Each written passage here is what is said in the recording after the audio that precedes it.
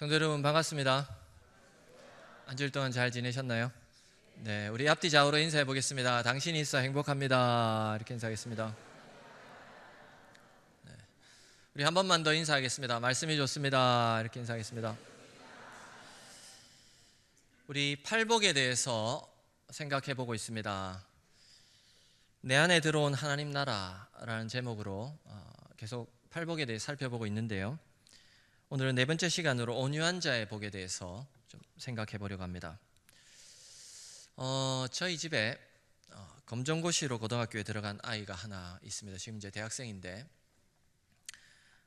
중학교에 지나가지 않고 뭐 좋은 말로 하면 홈스쿨링을 했고요.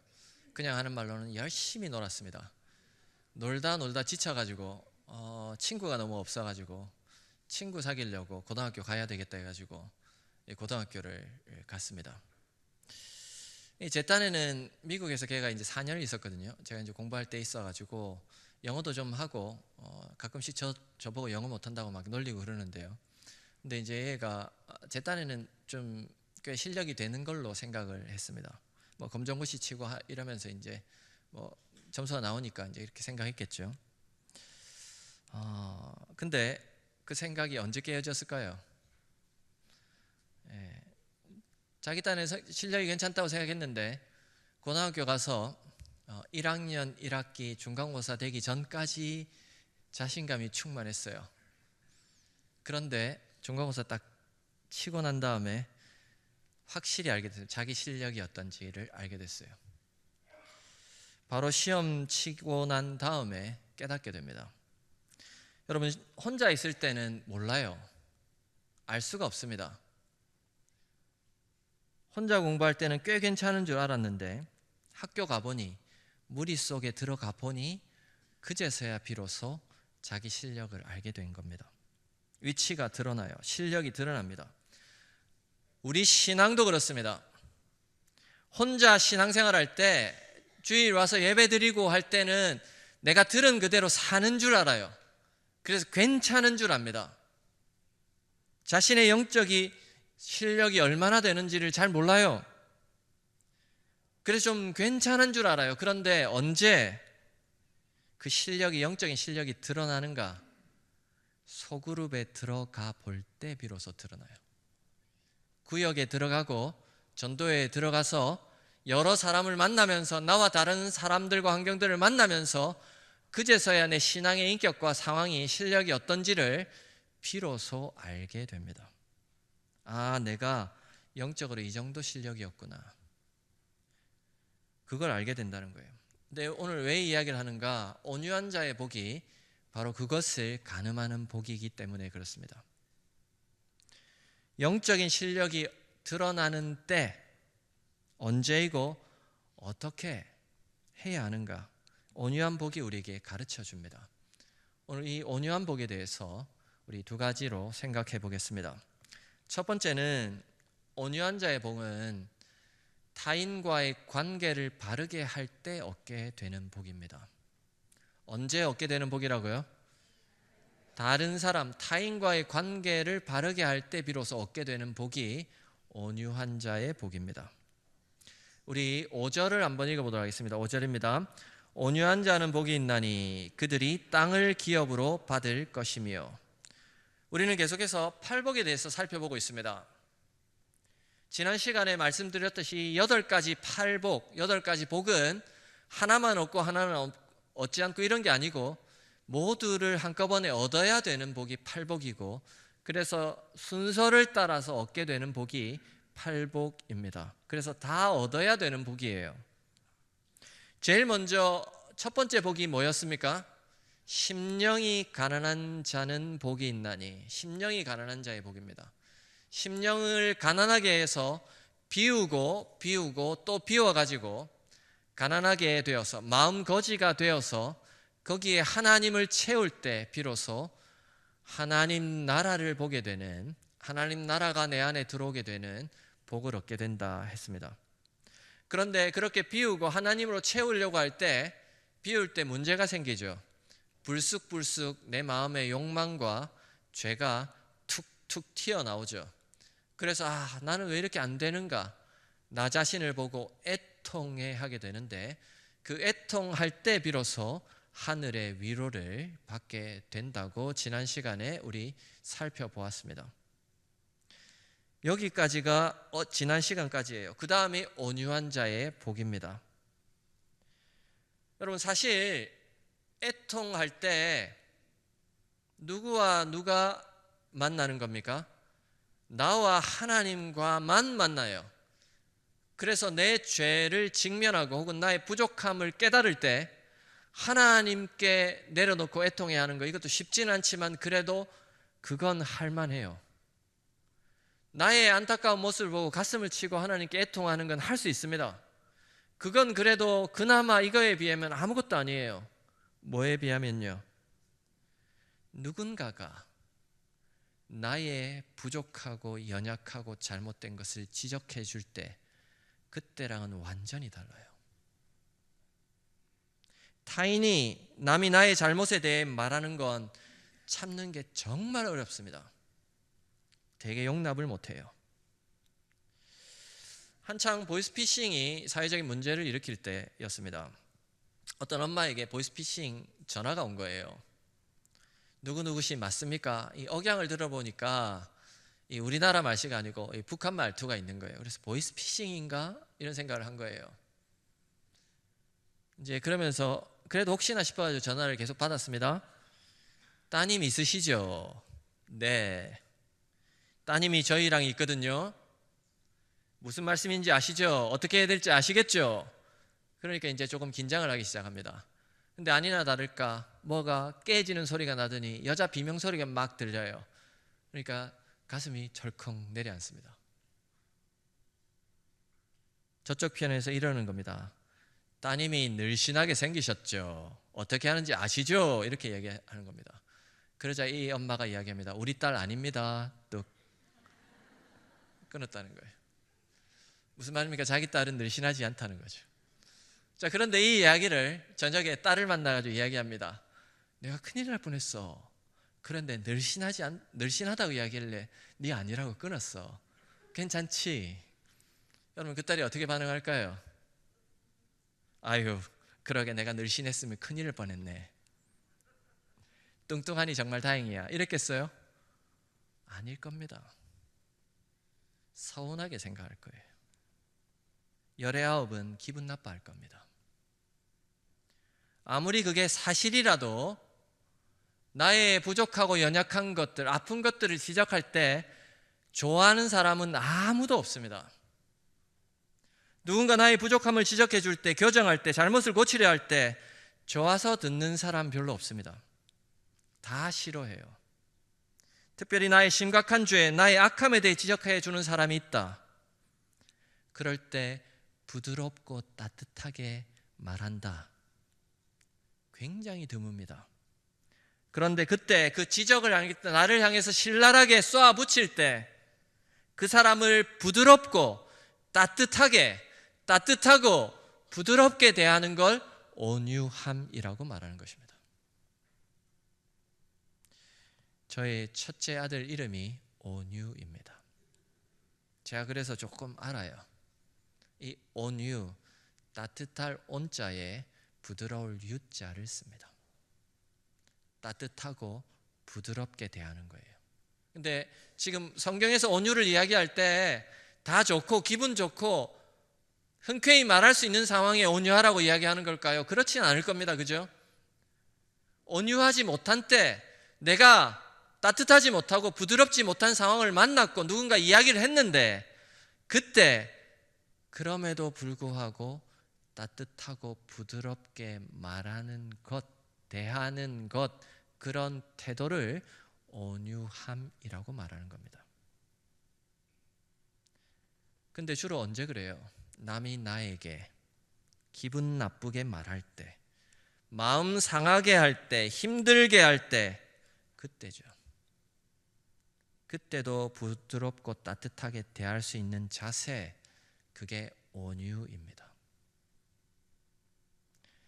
그냥 부드럽고 유순한 걸 온유라고 말하지 않습니다. 아무 주관도 없이 그냥 이러면 이렇고 저러면 저렇고, 그건 우유부단한 거죠. 기준이 없는 겁니다. 성경이 말하는 온유는 완전히 다릅니다. 예수님이 그걸 보여주셨습니다. 마태복음 11장 29절은 예수님이 말씀하신 건데요, 이렇게 말합니다. 우리 한번 읽어볼까요? 자, 읽겠습니다. 나는 마음이 온유하고 나의 멍에를 메고 내게 배우라. 예수님이 말씀하십니다. 나는 온유하다. 근데 그 온유하신 예수님이 이럴 땐 이렇게 하고 저럴 땐 저럴 때 하고 우유부단하셨습니까? 아닙니다. 십자가를 지시는 그 일을 끝까지 기준을 가지고 지키시되 따뜻하고 부드럽게 대하셨고 보여주셨습니다. 흔들림 없이. 우리 그런 온유한 사람들을 종종 보게 되는데, 교회 역사를 통해 볼 수 있는 가장 온유함을 보여주는 가장 좋은 예는 순교자들입니다. 그들은 나약한 사람들이 아니었습니다. 그렇다고 나태한 사람들은 더더욱 아니었습니다. 그들은 강한 사람들이었습니다. 자신들이 믿는 믿음을 지키기 위해 죽음까지도 불사할 수 있는 사람들이었습니다. 다른 사람들의 비난, 괴롭힘, 폭력과 야유, 그들의 압제 앞에서 굴하지 않고 꿋꿋하게 믿음을 지켰습니다. 다만 부드럽고 따뜻하게 그들을 향해 저주하는 이들을 대해서 같이 저주하지 않고 부드럽고 따뜻하게 순순히 그 모든 것을 받아들였습니다. 그런 그들이 유약하다거나 우유부단하다고 말하지 못합니다. 오히려 누구보다 강한 사람들이요, 누구보다 힘이 있고 누구보다 진리를 수호했던 믿음의 사람들입니다. 이렇게 보면 온유함은 사람들 한가운데, 공동체 한가운데 남들이 나를 향한 비난을 할 때, 나에 대해서 험담을 할 때, 나에 대해 이러쿵저러쿵 말할 때 빛나는 성품이 온유함입니다. 여러분, 이렇게 보면 나는 괜찮아요. 나에 대해서 내가 부정적으로 말하는 건 괜찮아요. 내가 왜 그랬을까 스스로 자책하는 건 괜찮습니다. 내가 나에게 하는 거니까. 그러나 남이 그렇게 하면 너무 힘들어합니다. 제가 이제 5학년이 좀 넘었는데요, 나이가 들수록 그게 더 힘들어요. 내가 나에게 하는 건 다 괜찮아요. 근데 남이 나에게 하는 건 못 참겠는 거예요. 그때 우리가 기억해야 될 것, 하나님이 나에게 지금 온유함을 원하시는구나. 그걸 깨달아야 한다라는 것입니다. 나에게도 온유가 필요한 시간이구나. 그걸 깨달아야 한다는 거예요. 이걸 위대한 설교자인 마틴 로이드 존스 목사님은 타인의 서치라이트에 나를 맡기는 것이다, 이렇게 표현합니다. 서치라이트가 뭔지 아시죠? 이거 아시죠?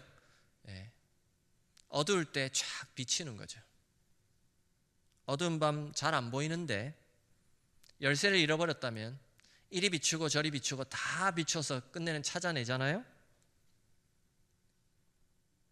마찬가지인데 남들이 나에게 무언가 부족한 것을 찾아내려고 눈에 불을 켜고 살필 수 있다는 거예요. 그렇게 해서 어디 잘못한 것 없나 이렇게 보고 샅샅이 살피고 그리고 하나를 발견해서 이야기하면 굉장히 고통스럽죠. 그러나 그때도 허허 웃으면서 따뜻하게 대할 수 있는 자세, 그게 온유라는 겁니다. 어렵겠죠. 근데 우리가 그걸 해야 된다는 거예요. 왜요? 이것이 하나님이 우리 가족, 구역의 식구, 이웃을 통해 내가 얼마나 비웠는지를 확인시켜주는 시간이기 때문에 그렇습니다. 이해되셨어요? 여러분 이 대목이 진짜 중요한 대목인데요. 여러분 내가 혼자 있을 땐 잘 모릅니다. 그런데 구역이나 전도회나 아니면 가족이나 공동체 안에 내가 딱 들어갔는데 나는 좋은 의도로 했는데 나의 부족한 점만 계속 이야기를 해요. 이게 부족하고 이게 부족하고 엄청 화가 나죠. 그 순간에 하나님이 그때 온유함을 필요로 하시면서 우리에게 묻는다는 거예요. 너 여전히 발끈하네? 아직도 못 비웠네? 이걸 깨닫게 하는 시간이라는 거예요. 우리가 얼마나 마음을 비웠는지를 그 상황을 통해서 깨닫게 하신다는 거예요. 나 혼자 있을 때는 모르니까. 심령이 가난한 자를 이야기할 때요, 마음을 비로소 비워야 된다고 하지 않았습니까? 그때 하나님 찾아오시는데 사실은 내가 얼마나 비웠는지 사실 몰라요. 비운다고 비웠는데. 근데 어느 순간에 또 채우는 거예요. 그런데 저희 아이도 마찬가지죠. 지가 한다고 하는데 딱 들어가 보니 지 실력이 드러나는 것처럼 공동체 가운데 딱 들어가가지고 나와 전혀 다른 사람들과 부딪히면서 나에게 비수 같은 말을 하고 다가올 때 그때 비로소 내가 이것도 전혀 비우지 못하고 마음을 쓰고 있고 마음 아파하고 있네. 공동체에 들어오면 바로 바닥이 드러나는 것입니다. 나는 이것도 참지 못하는구나. 내가 이것도 비워야 되는구나. 그걸 깨닫게 하신다는 거예요. 그걸 하나님이 공동체를 통해서, 구역을 통해서, 가정을 통해서, 전도회를 통해서, 교회를 통해서, 이웃을 통해서 알게 하신다는 거예요. 바로 그때 필요한 것, 온유함입니다. 그것도 억지로 말고요, 웃으면서 따뜻하게, 부드럽게 여유를 가지면서. 여러분 이게 쉽겠습니까? 어렵겠습니까? 엄청 어렵죠. 저도 마찬가지입니다. 존 버년이라는 분이 있죠. 철로 역정을 쓰신 분인데 이분이 이것에 대해 아주 놀라운 이야기를 합니다. 바닥에 있는 사람은 떨어질 걸 두려워할 필요가 없다. 그렇죠. 바닥에 있으니까 전혀 걱정을 안 하죠. 완전히 바닥친 사람은요, 다 비운 사람은요, 다른 사람이 뭐라는 게 별로 중요하지도 않고 타격감이 별로 없어요. 근데 덜 비운 사람은 조금만 이야기해도 발끈하는 겁니다. 왜요? 안 비웠으니까. 근데 그걸 혼자 있을 때는 몰라요. 공동체 가운데 들어가 봐야 아는 겁니다. 쟤가 또 저렇게 이야기하네. 그러면서 이제 그때부터 발끈하면 여전히 바닥이 아닌 거예요. 바울이 말하지 않습니까? 우리는 예수 그리스도와 함께 십자가에 못 박혀 죽었습니다. 여러분 죽은 물고기가 움직이는 거 보셨습니까? 죽은 물고기가 꿈틀거리는 거 보셨어요?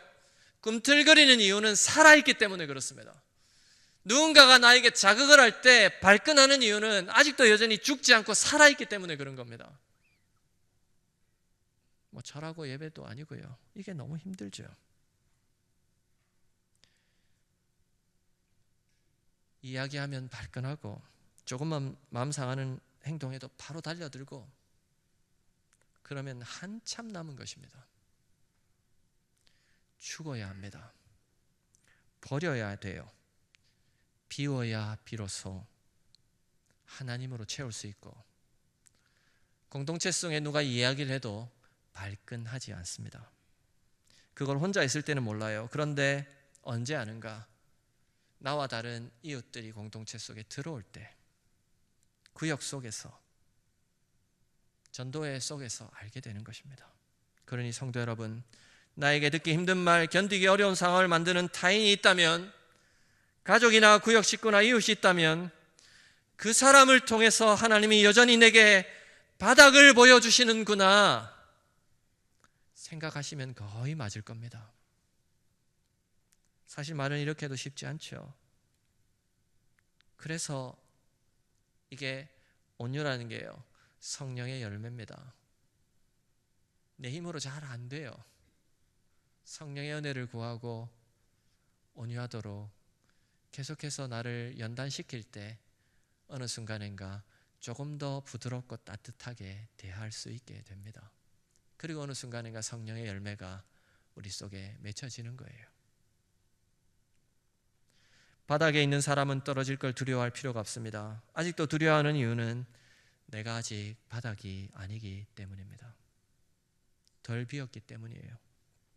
그러니 나를 힘들게 하는 누가 있다면 나를 다시 보게 하고 나의 마음을 비우게 하도록 돕는 사람이라 여기시면 조금 쉬워질 수 있습니다.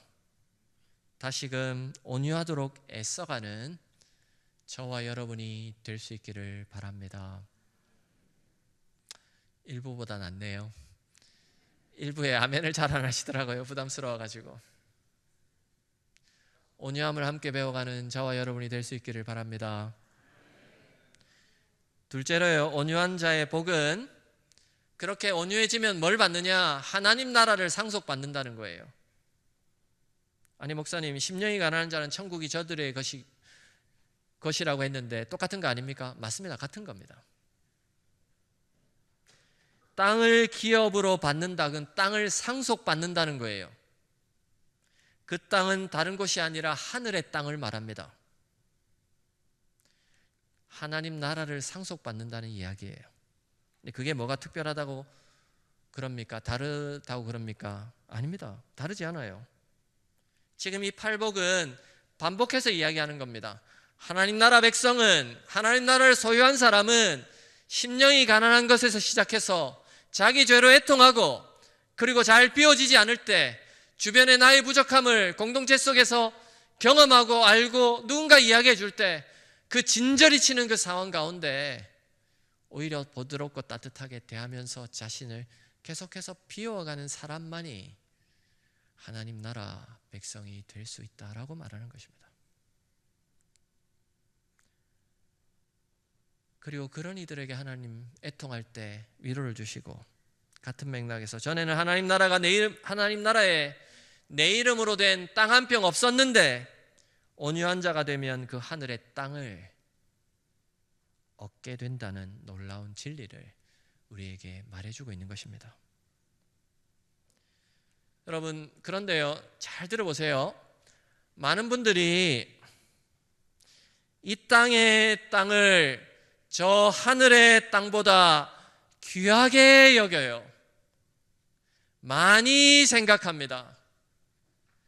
이 땅의 땅을 저 하늘의 땅보다 더 많이 생각하고 더 많이 추구하고 더 많이 그걸 찾으려고 애를 씁니다. 왜 그렇습니까? 당장 눈에 보이지 않으니 그런 겁니다. 여러분, 안타깝게도 이 땅에 우리가 가지고 있는 모든 것들은, 심지어 땅도 끝내는 다 사라집니다. 영원하지가 않아요. 여러분 혹시 땅 좀 있으세요?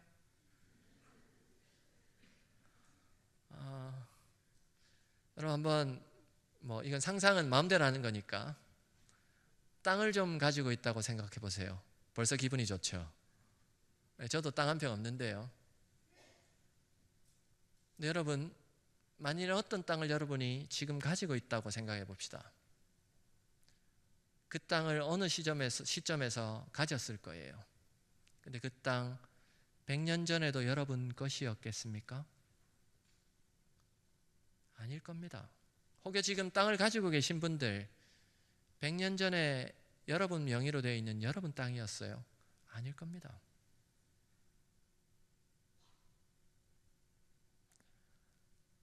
길어야 수십 년 전에 여러분 명의로 바뀌었을 거예요. 근데 안타깝게도 100년 후에도 여러분 명의로 계속 남아 있겠습니까? 아닐 겁니다. 내가 있는 요 지점에서 그 기간만 하나님이 주신 청지기로, 관리인으로 그냥 잠깐 가지고 있다가 넘겨주는 겁니다. 근데 우리는 그 땅에 너무 연연해해요. 그러면서 정작 중요한 영원한 하나님 나라의 땅을 자꾸 잊어가고 있어요. 우리 100년 후, 200년 후에도 남는 땅을 추구해야 되지 않겠습니까? 그 땅은 하늘에만 있고 우리가 주님을 만나는 날 그 이후로 영원히 내 땅이 될 것입니다. 100년이고 200년이고 300년이고 그러면 어느 것이 훨씬 귀하고 중요합니까? 이걸 금세 알게 되죠. 그걸 추구하는 저와 여러분이 될 수 있기를 바랍니다. 산책을 나온 한 가족이 있었습니다. 너무 크게 이야기해가지고 제가 들어버렸어요. 그리고 깜짝 놀랐습니다. 어머니로 보이는 분과 아버지로 보이는 분이 20대로 보이는 아들에게 큰 소리를 치는데 산책을 하는 그 와중에서 제가 듣게 됐는데 너무 놀랐어요. 그 어머니로 보이는 분이 이렇게 이야기합니다. 그렇게 해서 어떻게 이 세상을 살려고 그래? 네가 먼저 해야지. 네가 안 되면 빼앗아서라도 해야지. 그걸 그냥 뺏기고 있냐? 그렇게 나약해서 어떻게 세상을 살아갈래? 20대 아들에게 아마도 누군가가 먼저 하자고 할 때 양보하고 누군가 이야기할 때 맞다고 하면서 져주고 했겠죠. 제가 그 이야기를 들으면서 너무 놀랐습니다. 아, 저분들은 자녀 보고 온유하면 안 된다고 가르치고 있구나. 절대로 남에게 양보하지 말고 어떻게든 누가 잘못을 지적해도 내가 잘했다고 말하고 어떻게든 양보하지 말고 끝까지 버텨야 되는구나. 이렇게 쟁취하라고 어떻게든 남을 밟고서라도 이겨야 한다고 가르치고 있는구나. 제가 속으로 자식들을 죽이고 있구나. 그렇게 생각했습니다. 혼자라도 살아남으라고 온갖 사회 문화와 매체가 우리 아이들을 그렇게 몰아가고 있습니다. 오늘은 어린이 주일입니다. 남들은 모르겠고 너만이라도 살아서 버텨야 돼. 남들이 다른 소리 할 때 아니라고 말하고 네가 생각하는 대로 밀어붙여. 그렇게 해서 그 땅 한 평을 소유한들 그 땅이 영원할까요? 그리고 혼자서 그렇게 살면 주위의 친구들 다 제치고 살면 행복할까요? 그래서 우리는 이 땅에 한 평을 얻기 위해 그 한 평을 얻기 위해 악다구니를 써가면서 자식들에게 어떻게 해서든 이겨라고 그렇게 말할 게 아니라 저 하늘의 한 평을 위해 온유하라고, 이웃이 좀 싫은 말을 해도 참아보라고, 그들의 말에 혹시 네가 고쳐야 될 게 없는지를 돌아보라고 가르쳐야 하는 게 아닐까요? 왜냐하면 우리가 믿고 있는 주 예수 그리스도께서 당신의 하나밖에 없는 생명을 우리를 위해 마음껏 주시고 그리고 온갖 고난을 당하면서도 그들을 향해 저주하거나 그들을 향해 대항하기보다 따뜻하고 부드럽게 온유하게 참으시고 대하셨고 그런 모습으로 사셨기 때문입니다. 우리 이 어린이 주일을 맞아서 우리는 우리의 아이들에게 어떤 메시지를 우리의 삶을 통해 주고 있는지를 이 말씀을 통해 깊이 한번 한 주를 돌아보는 저와 여러분이 될 수 있기를 바랍니다. 말을 맺겠습니다. 오늘은 어린이 주일입니다. 우리의 어린이들에게 우리 부모들은, 우리 조부모들은 오늘 무엇을 가르치고 있습니까? 무엇을 가르쳐야 하겠습니까? 우리 앞에 두 갈래의 길이 놓여 있습니다. 누군가 나의 잘못과 부족함과 내가 원치 않은 것들을 말할 때가 올 겁니다. 지적할 때가 올 거예요. 근데 한 사람은 그걸 온유할 수 있는 기회로 만드는 사람이 있습니다. 변화의 기회로 만드는 사람이 있어요.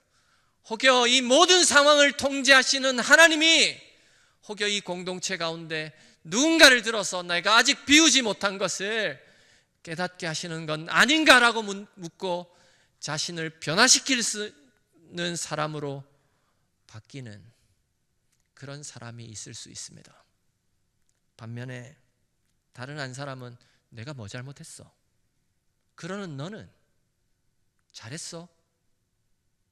방어하면서 악다구니를 써가면서 상대방을 오히려 무한하게 만들고 그 기회를 발로 차버리는 사람이 있을 수 있습니다.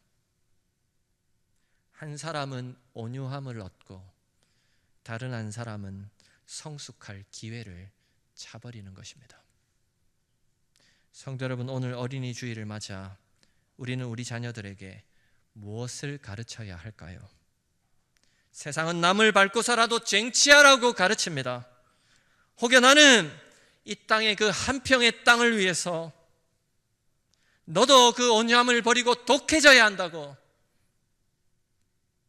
어떻게든 누가 너의 잘못을 지적하면 모른 척하고 네가 잘하는 것부터, 그리고 그 아이를 어떻게든 이겨보라고 가르치고 있지 않습니까? 그것은 자녀를 잘 되게 하는 것이 아니라 영원한 하나님 나라의 기업을 잃게 만드는 것이 될 수 있습니다. 진정으로 자녀를 사랑한다면 우리를 먼저 우리에게 온유함의 본을 보여주신 주님처럼 우리가 먼저 온유의 본을 보이면 좋겠습니다. 타인이 날 향해 비추는 서치라이트 앞에 이거 좀 고치면 좋겠는데요, 이거 이렇게 해야 되겠는데요, 그때 허허 웃으면서 덕분에 내가 보지 못한 바닥을 보게 되어서 감사합니다. 고백할 수 있는 여유, 그것이 바로 우리가 우리 자녀들에게 물려줄 최고의 영성입니다. 바닥에 있는 사람은 더 이상 떨어질 걸 두려워하지 않습니다. 자아가 완전히 죽고 마음을 비운 사람은 타인이 어떤 말을 해도 흔들리지 않습니다. 이 한 주 여러분에게, 제가 예언이라고 말하기는 좀 곤란한데 제가 여러분에게 말씀드릴 수 있는, 확신을 가지고 말씀드릴 수 있는데, 여러분에게 온유할 기회가 찾아올 거예요. 누군가가 여러분을 자극하는 시간이 올 겁니다. 그게 여러분 가족일 수도 있고요, 직장의 동료일 수도 있고요, 그 누군가 반드시 올 겁니다. 그때 이 말씀을 꼭 기억하십시오. 이 말씀을 내가 온유할 수 있는 기회로 만드느냐, 이 상황을 아니면 발로 차버리느냐, 그때 이 말씀이 기억나고 온유함의 기회로 만들어가는 저와 여러분이 되기를 바랍니다. 그때 우리의 뒷모습을 보고 자라는 우리의 자녀들과 우리의 손주들이 참 온유함이 무엇인지를 배워가게 될 것입니다. 그런 복이 온 교회, 그리고 우리의 다음 세대들 가운데 충만하게 있기를 바랍니다.